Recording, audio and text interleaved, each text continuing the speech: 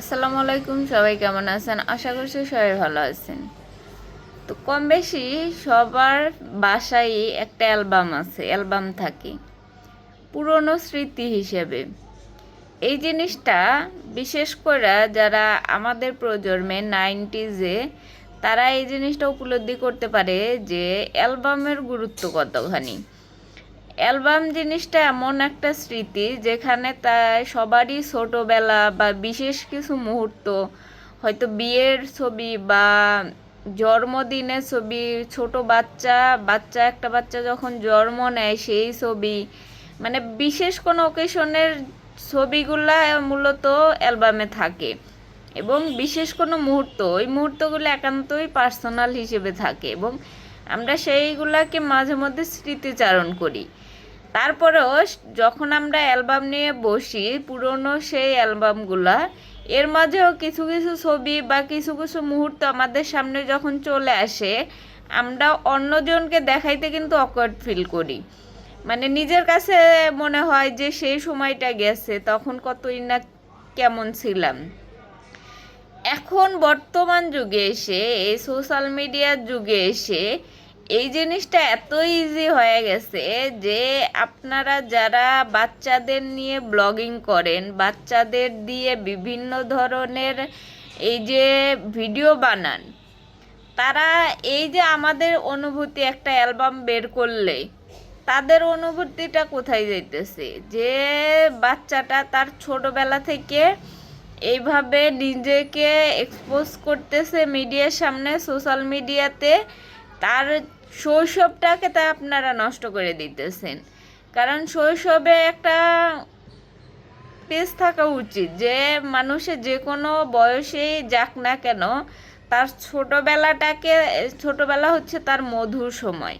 সেই সময়টাকে আপনারা যেভাবে সোশ্যাল মিডিয়াতে তুলে ধরেন, সবার ক্ষেত্রেই না, কিছু কিছু বাবা মা আছেন সন্তানদেরকে সোশ্যাল মিডিয়ায় এমনভাবে ইনভলভ করেন ব্লগিংয়ের নামে, যে বাচ্চাদেরকে এই যে সোশ্যাল মিডিয়াতে এক্সপোজ করতেছেন, তাদের ভবিষ্যৎটা কি হইতেছে তারা এখন বুঝতেছে না, তারা করতেছে। আপনারা যেভাবে ইনস্ট্রাকশন দিতেছেন যে এভাবে করো, এটা করো, ওইটা করো, বাচ্চারা কিন্তু এগুলো বুঝে না, আপনারা সেগুলো করাইতেছেন। করানোর পরে এই জিনিসগুলা ভবিষ্যতে গিয়ে যখন সে দেখবে, তখন তার কেমন লাগবে? ভবিষ্যতের কথা বাদই দেন, এখনই যে তারা বড় হইতেছে, তারা কি দেখে শিখতেছে? আমরা তো বড় মানুষ, আমরা দেখা যায় যে সোশ্যাল মিডিয়াতে কাজ করি, দেখা যায় যে কন্টেন্ট বা দেখে অনেকেই অনেক রকম মন্তব্য করেন। তো এইগুলা দেখার পরে আমাদের কিছু কিছু নেগেটিভ কমেন্টস আসে, যেগুলো দেখার পরে আমরা বড় যে আমাদেরই মন খারাপ হয়ে যায়।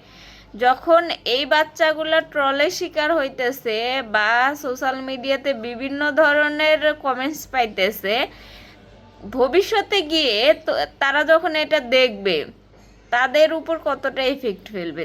আপনারা তাদের এখন বর্তমান ইনকামের জন্য তাদের ভবিষ্যৎটা নষ্ট করতেছেন, তাদের যে মেন্টালিটি এইটা নষ্ট করতেছেন। বাচ্চাদেরকে এইভাবে সোশ্যাল মিডিয়াতে এক্সপোজ করে আপনারা তাদের যে ভবিষ্যৎ, সুন্দর একটা ভবিষ্যৎ, এটা নষ্ট করতেছেন। এক্ষেত্রে বলবো সবাই না, হয়তো আপনি খেলাধুলার ছলে বা তার সময়টাতেই আপনি ভিডিও করতেছেন, সেই ক্ষেত্রে আলাদা। কিন্তু কিছু কিছু মা বাবা আছে তার সন্তানকে দিয়ে গান গাওয়াইতেছে, জোর কোনো ভাইরাল গানের সাথে নাচ করাইতেছে, বা জোর করে হোক আর আপোষেই হোক, বাচ্চাদেরকে দিয়ে যে এই যে অঙ্গভঙ্গি বা অভিনয় যেটাই বলেন না কেন এটা করাইতেছেন, এটা তার উপর যে কতটা ইফেক্ট ফেলবে সেটা আপনি নিজেও ধারণা করতে পারতেছেন না। তার ভবিষ্যৎ আপনি এখন চিন্তা করতেছেন যে আমি তো নিজে ভাইরাল হইতে পারতেছি না, বাচ্চাকে দিয়ে করালে ভাইরাল হওয়া যাবে, কিন্তু তার যে ভবিষ্যৎ নষ্ট করে দিতেছেন এটা তো নিজেও বুঝতে পারতেছেন না। তো এই যে যারা বাচ্চার মায়েরা এই যে বাচ্চাদেরকে দিয়ে জোর করে টিকটক করান, রিলস ভিডিও বানান, বা জোর করে বিভিন্ন ধরনের জোর বলবো না, কারণ কোনো বাবা মাই হয়তো জোর করে না, কিন্তু বাচ্চাকে দিয়ে যে এগুলা করাইতেছেন, এগুলা তার ভবিষ্যতের জন্য যে কতটা ইফেক্ট ফেলতেছে সেটা আপনারা নিজেরাও বুঝতে পারতেছেন না।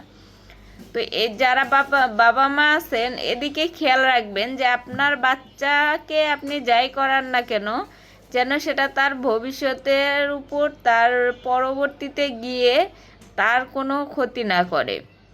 কারণ এই যে সোশ্যাল মিডিয়াতে একটা জিনিস কি, যে মানুষের নজর লাগায়, এই জিনিসটাও কিন্তু আছে, যে সোশ্যাল মিডিয়াতে বাচ্চা কাচ্চার প্রতি যদি একবার নজর লেগে যায়, এখানে কিন্তু ভালো মানুষও আছে, খারাপ মানুষও আছে। সবাই কিন্তু ভালো এরকম না, সবাই কিন্তু খারাপ এরকমও না।